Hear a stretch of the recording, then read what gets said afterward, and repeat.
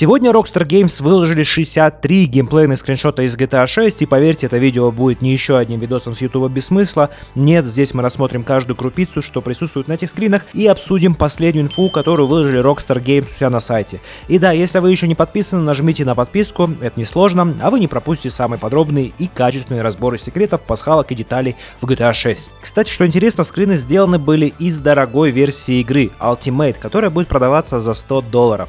Rockstar, кстати, раскрыла цены GTA 6, они начнутся с $80, и вторая версия будет за 100. Многие в интернете спрашивали, а зачем делать предзаказы, какой смысл? Так вот, Rockstar в качестве бонуса за предзаказ до 20 ноября напихали туда косметических предметов, вдохновленных GTA Vice City.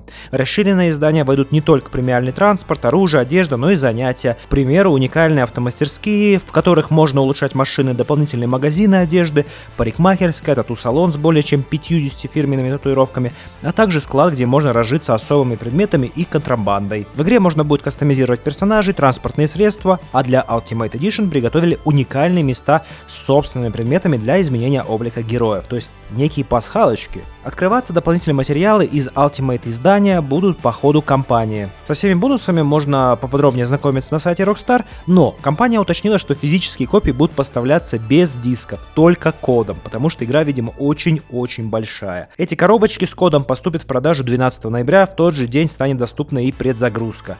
На запуске GTA 6 будет доступна только одиночная кампания, насчет онлайн-режима Rockstar пока помалкивают. Но давайте перейдем к скриншотам. На этом скрине мы видим как раз таки скины, отсылающие нас ко временам Томми Версетти. И позади наших героев даже находится тот самый отель, где впервые сохранялся Томми. Следующий же скриншот подтверждает водные процедуры и активности. Это уже давно не секрет, что в игре будут и лодки, и каякинг, но здесь мы видим, как Джейсон плывет в городе, а под мышкой у него, кстати, волосы. Теперь давайте поговорим о переодеваниях. В показанных скринах уже видно, что кастомизация будет на высочайшем уровне, причем настолько, что можно сделать как Джейсона вот с такой отвратительной прической, так и с длинными волосами, байкером и даже стилягой.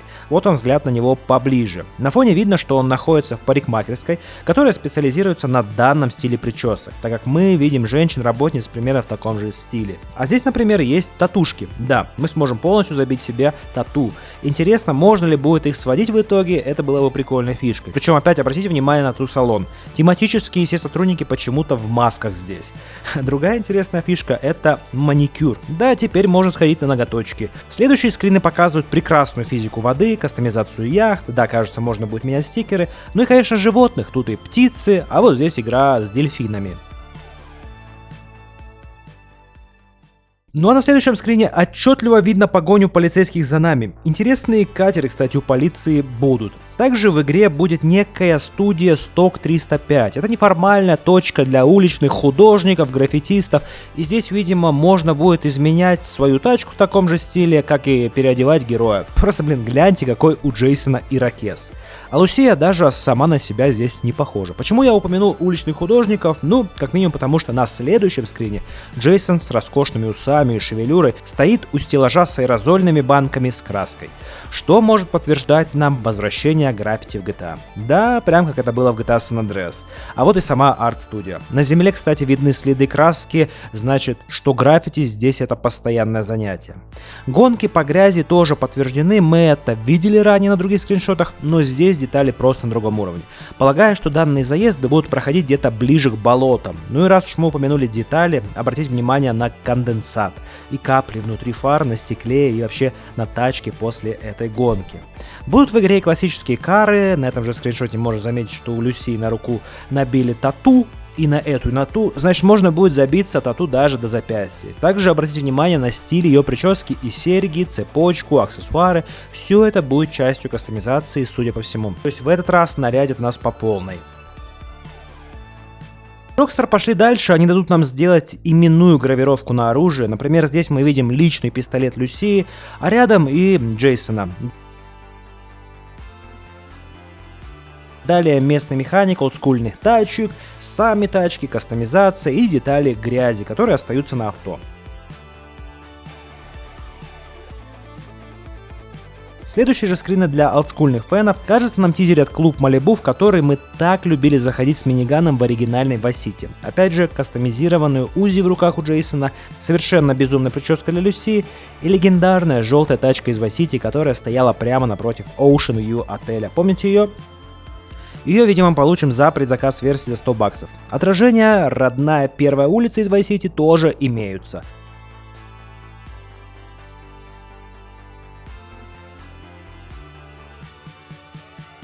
А дальше тот самый салон Electric Funk Tattoo, где мы видим Люсию с очень короткой прической и татуировщиков в масках, крайне напоминающих каких-нибудь NPC из GTA Online.